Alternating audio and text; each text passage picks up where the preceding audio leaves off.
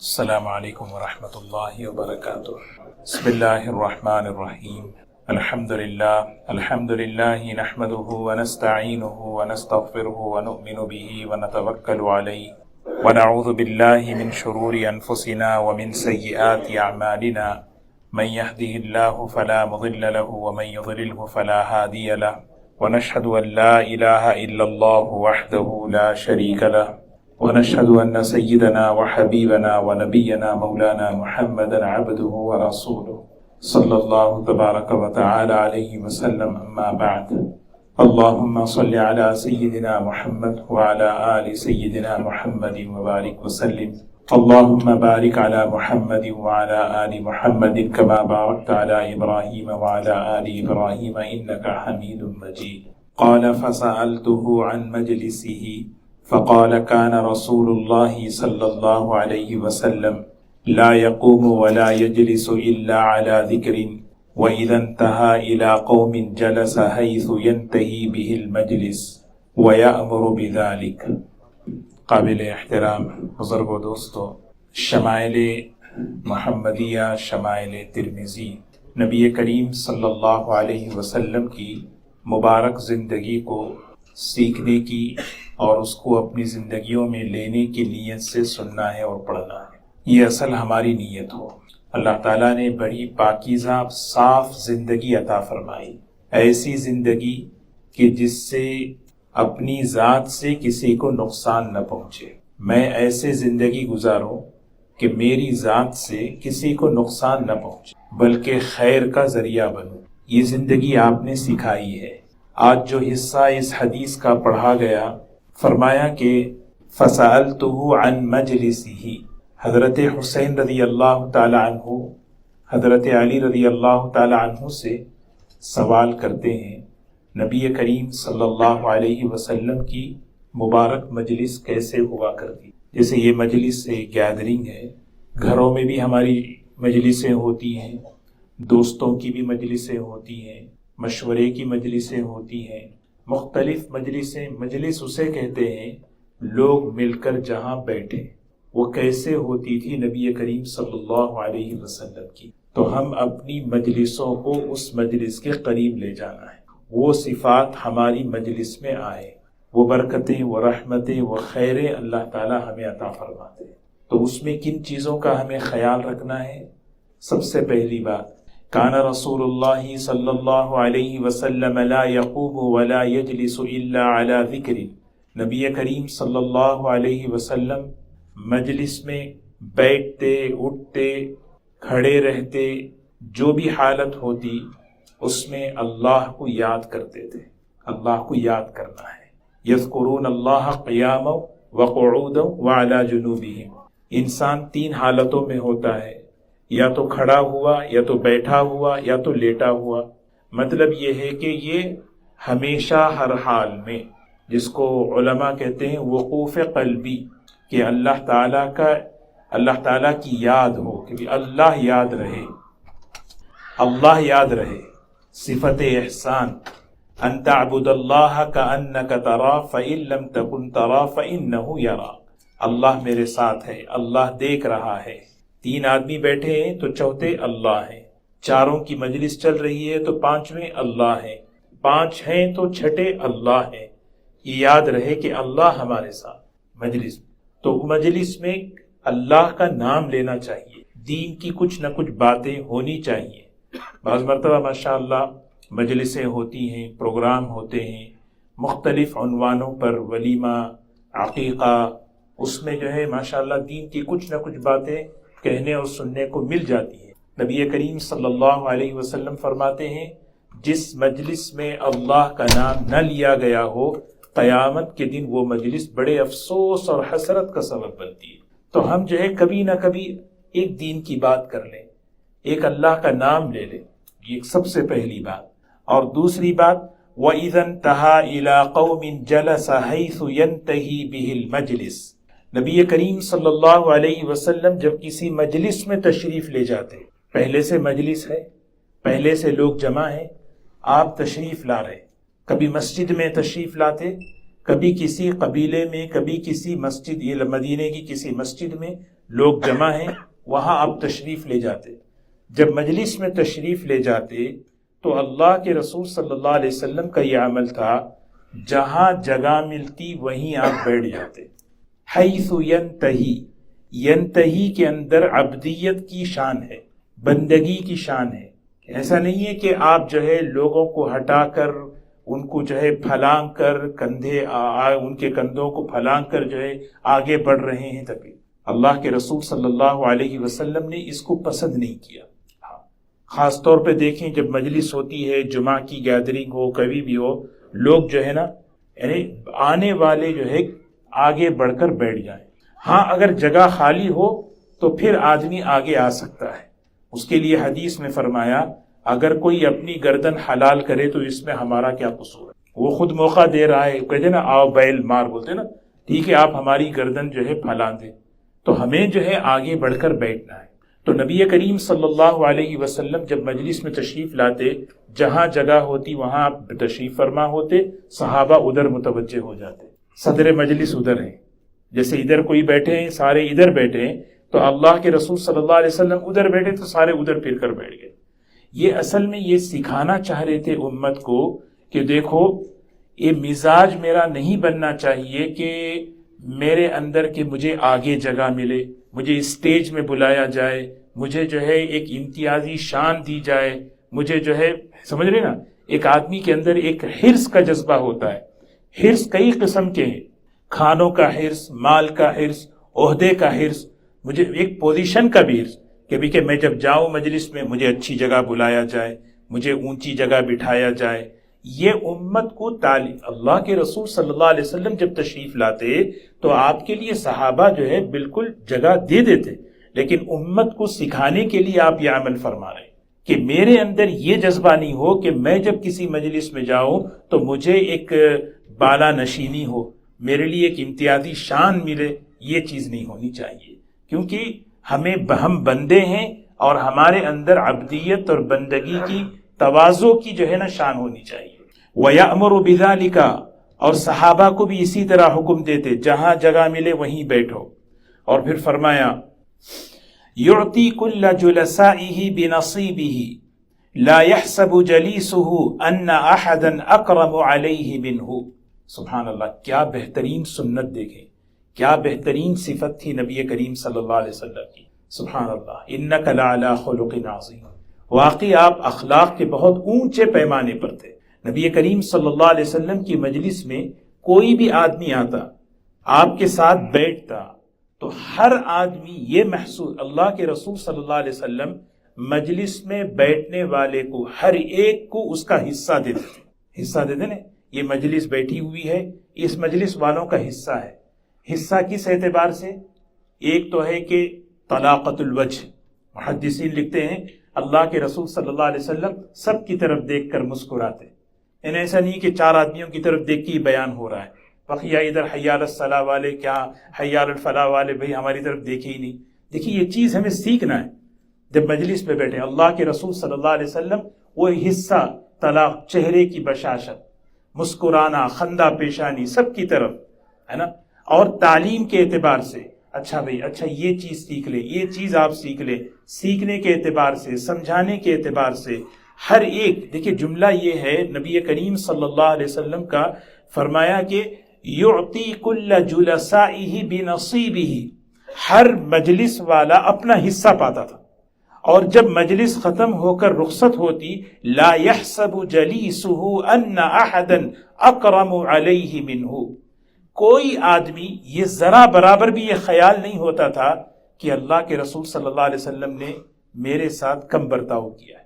ہر آدمی یہ سوچتا تھا سب سے زیادہ میرا خیال کیے، سب سے زیادہ مجھے دیکھیں ہیں، سب سے زیادہ. یہ بہت بھاری مشکل بات ہے نا، واقعی جو ہے نا کہ اللہ کے رسول صلی اللہ علیہ وسلم نے سب سے زیادہ میرا اکرام کیا.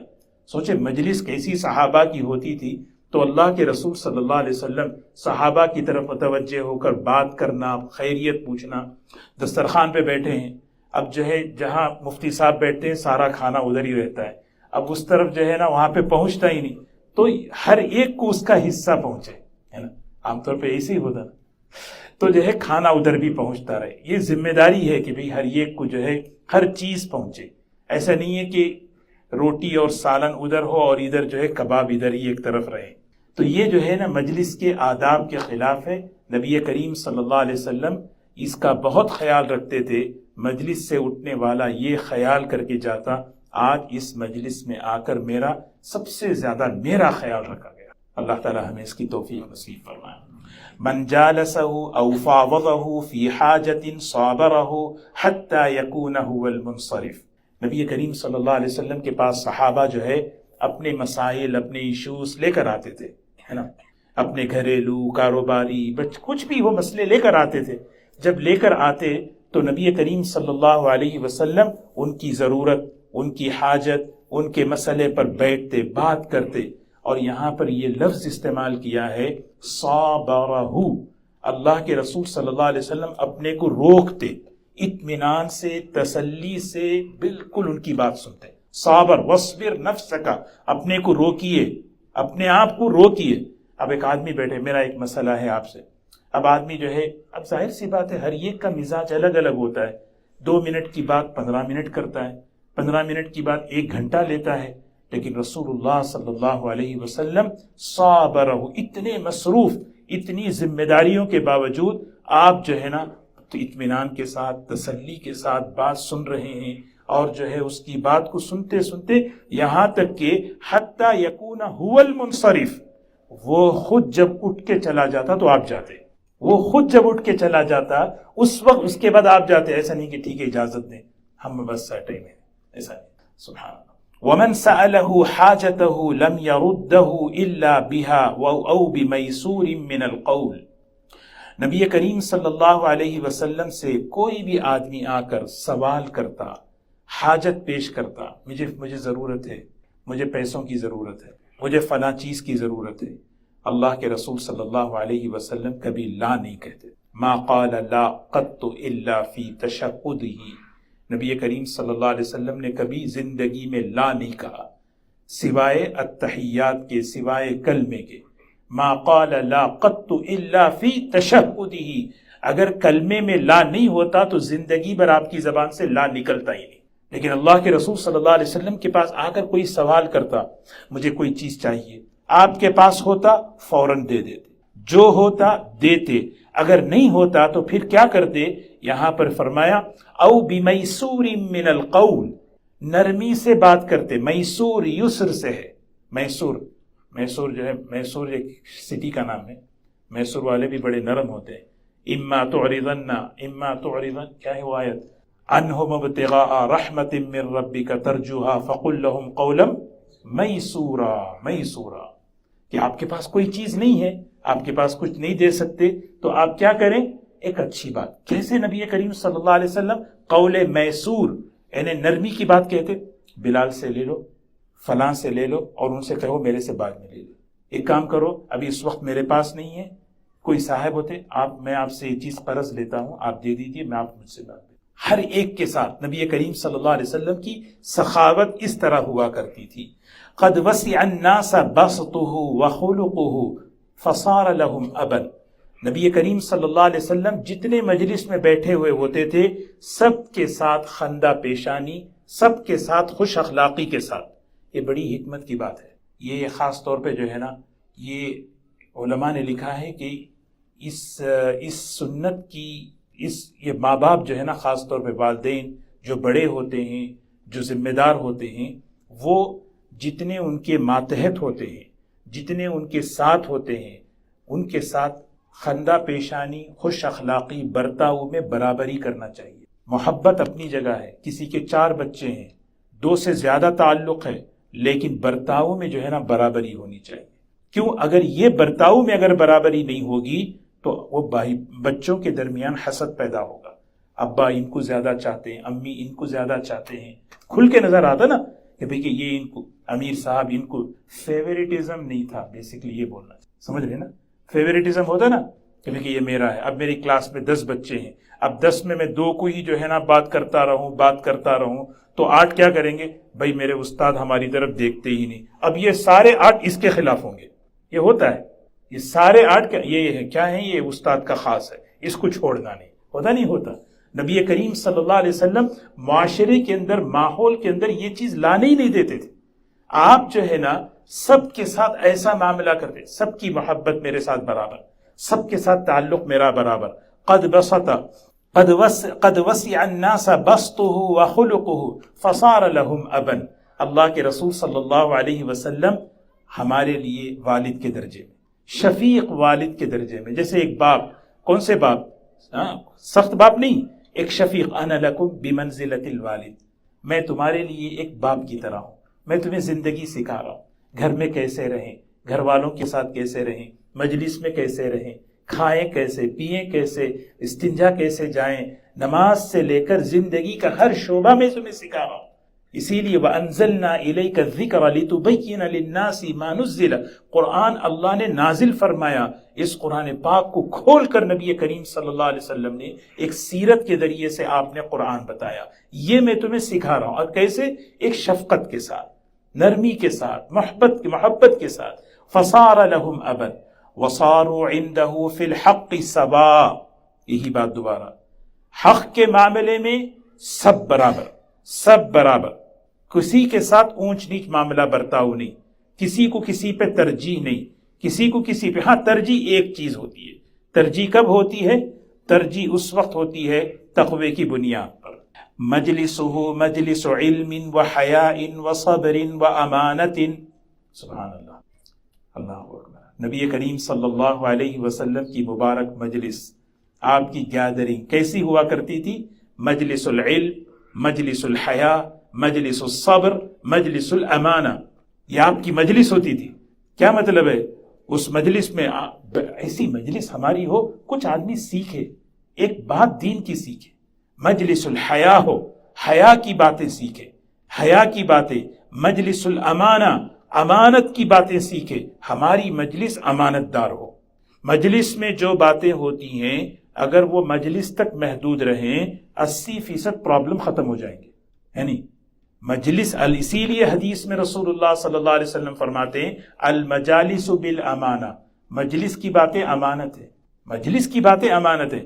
ہاں جو باتیں پہنچانے کی ہوتی ہیں وہ امانت داری سے پہنچاؤ، اور جو باتیں امانت کی نہیں، چھپانے کی ہوتی ہیں، بتانے کی نہیں ہوتی، وہ امانت ہیں۔ آپ دیکھیں مجلس میں بیٹھے، بات ہوئی، بات چلی، ابھی جو ہے اٹھے ہی نہیں، واٹس اپ، اس کی رینج تو بڑی خطرناک ہے نا، کہاں تک؟ زبان کی بھی اتنی رینج نہیں جتنی واٹس اپ کی ہے، فوراً جو ہے نا یہ ہوا، یہ ہوا، یہ ہوا۔ تو بالکل حضور اکرم صلی اللہ علیہ وسلم کی مجلس کیسی تھی؟ علم کی، جہالت کی باتیں نہیں ہوتی تھی، جہالت کی باتیں نہیں ہونی چاہیے۔ ہاں بیٹھے ہیں، کبھی بچے بھی بیٹھتے ہیں، کبھی دیکھیں بھی کہ ہمارے بڑوں کی مجلس کیسے ہوتی ہے، وہ بات کیا کرتے ہیں، کیا ان کی سوچ ہے۔ مجلس حیاء، بات حیا کی ہو، بے حیائی کی باتیں نہ ہو، ایسے بےہودہ لطیفے بھی نہ ہوں اس مجلس میں کہ جو ہے نا جس سے مجلس کی رونق چلی جائے۔ اور مجلس حلم، صبر، صبر کسے کہتے ہیں؟ یعنی آپے سے باہر ہو جانا، آپے سے غصے میں ہو جانا، نہیں، مجلس الصبر۔ نبی کریم صلی اللہ علیہ وسلم بیٹھے ہیں، آتے لوگ آپ سے بڑی بےہودہ سوالات کرتے، بڑے بدعنوانیوں کا معاملہ کرتے، لیکن مجلس الصبر اور مجلس امانہ، کیا خوبصورت۔ لا ترفع فیہ الاصوات، نبی کریم صلی اللہ علیہ وسلم کی مجلس میں اونچی آواز سے بات نہیں ہوتی تھی، شور شرابہ نہیں ہوتا تھا۔ ولا توبن فیہ الحرم، ولا توبن فیہ الحرم، حرم، حرم، حریم، حریم، حریم، حرم، حریم کسے کہتے ہیں پتہ ہے؟ بیوی کو کہتے ہیں، ہے نا۔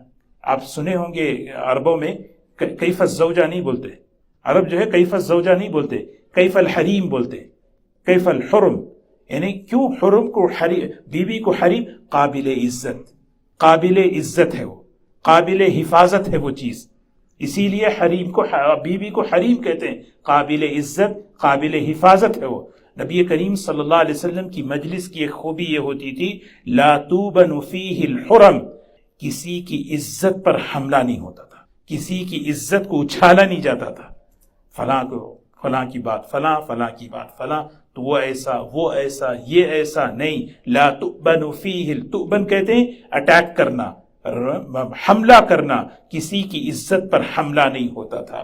ولا تنثى فلتاثه، سبحان اللہ. نبی کریم صلی اللہ علیہ وسلم کی مجلس میں، کسی کی مجلس میں بھی دیکھیں کبھی کسی سے غلطی ہو جاتی ہے. کوئی آدمی جو ہے نا کسی سے دیکھیں کسی کا وضو ٹوٹ گیا مثال کے طور پر، کوئی بھی عیب کوئی بھی چیز غلطی ہوئی وہ بات اسی مجلس تک محدود ہوتی، اس کو پھیلایا نہیں جاتا تھا. ارے وہاں جو ہے بیٹھے تھے وہ یہ ہو گیا، ارے وہاں ہم بیمہ ہوئے تھے وہ یہ ہوا. ہاں مردوں میں بھی عورتوں میں بھی یہ دونوں چیزوں کا خیال. مجلس کی باتیں مجلس تک، کیونکہ مجلس میں جب بیٹھ کر بات کرتے ہیں تو کمزوریاں سامنے آتی ہیں، کبھی کسی کی کمزوری کبھی کسی کا عیب، تو فوراً اس کو وہی دبا دیا جاتا. متعادلین، نبی کریم صلی اللہ علیہ وسلم کے جتنے صحابہ تھے سب برابر. کیا مطلب ہے صحابہ سب برابر کا مطلب؟ ابو بکر رضی اللہ عنہ کا مقام کوئی پہنچ سکتا ہے؟ کیا مطلب ہے متعادلین کا معنی یہ ہے مجلس میں صحابہ بیٹھے، کوئی صحابی فضیلت کے اعتبار سے بہت بڑے، نسب کے اعتبار سے بہت بڑے، اس میں حضرت بلال بھی ہیں، حضرت عمار بھی ہیں، حضرت یاسر بھی ہیں، اس میں غریب صحابہ بھی ہیں، اس میں قریش کے اونچے اونچے درجے کے صحابہ بھی ہیں، لیکن ہر صحابی کے اندر اس مجلس میں دو خوبیاں ہوتی تھی. کوئی اپنے نسب پر اپنے خاندان پر کبھی کوئی فخر نہیں کرتا تھا. اچھا یہ غلام بیٹھا ہے کیا، اچھا یہ بلال ہے، ایسا یہ بھی سمجھ نہیں. متعادلین برابر، اور متواضعین یعنی ایک ہے تواضع ایک ہے متواضعین، ایک دوسرے میں تواضع، ان کی وہ تواضع وہ یہ تواضع کر رہے ہیں، آپس میں ایک دوسرے میں تواضع ہے. حضرت شاہ ابرار الحق صاحب رحمۃ اللہ علیہ، ان سے کسی نے پوچھا حضرت پہلے زمانے میں اتنے مسائل جھگڑے اختلافات نہیں ہوتے تھے، اس کی کیا وجہ ہے؟ آج کل بہت ہوتے ہیں. تو حضرت نے فرمایا دیکھو بھی پہلے بہت چھوٹے لوگ تھے، چھوٹے لوگ آپس میں جمع ہوتے کسی کو بڑا بنا لیتے. آج مسئلہ یہ کہ سب بڑے ہیں اور بڑوں میں بڑا بننا بہت مشکل ہے نا. تو متواضعین صحابہ کی خوبی یہ تھی سب آپس میں جو ہے نا کیا ہے تواضع سے، کسی کو اپنے نسب پر میں ہوں فلاں، میں قریشی ہوں، میں یہ ہوں. نبی کریم صلی اللہ علیہ وسلم نے اسلامی اخوت کی بنیاد پر یہ سب جڑیں کاٹ دی تھی. اللہ کی نسبت پر محبت ہوتی تھی. اس میں جو ہے غلام صحابی بھی بیٹھے ہیں، اس میں جو ہے غریب صحابی بھی بیٹھے ہیں، اس میں مالدار صحابی بھی بیٹھے ہیں، لیکن سب کیا ہیں متواضعین. یوقرون فیہ الکبیر ویرحمون فیہ الصغیر. بڑے بزرگ ہیں ان کا اکرام ہو رہا ہے، بھئی بڑے بزرگ ہیں، چھوٹے بچے ہیں ان پر جو ہے شفقت کا معاملہ ہو رہا ہے، شفقت کا معاملہ ہو رہا ہے. اور پھر یؤثرون ذا الحاجہ، کوئی بھی آدمی ضرورت لے کر آتا، بھائی کہ میں ایثار کہتے ہیں نا، میں ان کی ضرورت پوری کرتا ہوں، میں ان کی ضرورت پوری کرتا ہوں، مجھے موقع دو یار، تم کرو نہیں، مجھے موقع دو. وَيَحْفَظُونَ الْغَرِيبَ، سبحان اللہ آخری جملہ ہے. وَيَحْفَظُونَ الْغَرِيبَ، غریب عربی میں غریب کہتے ہیں اجنبی کو، مسافر کو، باہر سے آتے. کوئی آئے کسی اسٹیٹ سے، کسی دوسرے شہر سے، اب یہاں آئے ہیں، یہاں موو ہو رہے. صحابہ کی یہ صفت تھی یحفظون. صحابہ اس اجنبی مسافر کے ساتھ ایسا برتاؤ کرتے کہ وہ جو ہے وہ مانوس ہوتا، وہ جو ہے یہ نہیں کہ بھاگ نہیں جاتا، اس کا خیال کرتے، اس کی ٹیک کیئر کرتے. اچھا کہاں رہتے، کب آئے، کیسے آئے، کیا چاہیے آپ کے لیے ٹھکانے کا، آپ کے لیے کھانے کا، آپ کے لیے رہن سہن کا ہم انتظام کرتے ہیں. سمجھ رہے؟ وَيَحْفَظُونَ. مجلس میں بیٹھے ہیں، ایک مجلس میں سارے جاننے والے، اس میں کوئی ایک اجنبی باہر سے آ کے بیٹھے، ظاہر سی بات ہے. اب کتنے ساتھی ہیں یہاں پر باہر سے موو ہوتے، اب کمیونٹی کے ساتھی انہیں لینا چاہیے. بھائی السلام علیکم، ماشاءاللہ آپ آئے، بہت خوشی بھی، کہاں رہتے ہیں، کیا ہے، دیکھیے یہاں پر یہ ہے، یہاں پر ایسا ہے، یہاں یہ پروگرام، یہاں پر یہ چیزیں ہوتی ہیں. ایک تعارف ہو تو اسے کیا ہے کہ اس سے اجنبیت دور ہوتی ہے. ہاں بھئی یہ صحابہ کرام رضی اللہ تعالیٰ عنہ اجمعین کو نبی کریم صلی اللہ علیہ وسلم نے یہ صفات پیدا فرمائے. اللہ تبارک و تعالیٰ یہ مبارک زندگی ہمیں سیکھنے کی اللہ توفیق نصیب فرمائے. یہ صفات ہمیں اپنی زندگیوں میں خاص طور پہ اپنی مجلسوں میں لانے والا بنائے. وآخر دعوانا الحمدللہ رب العالمین.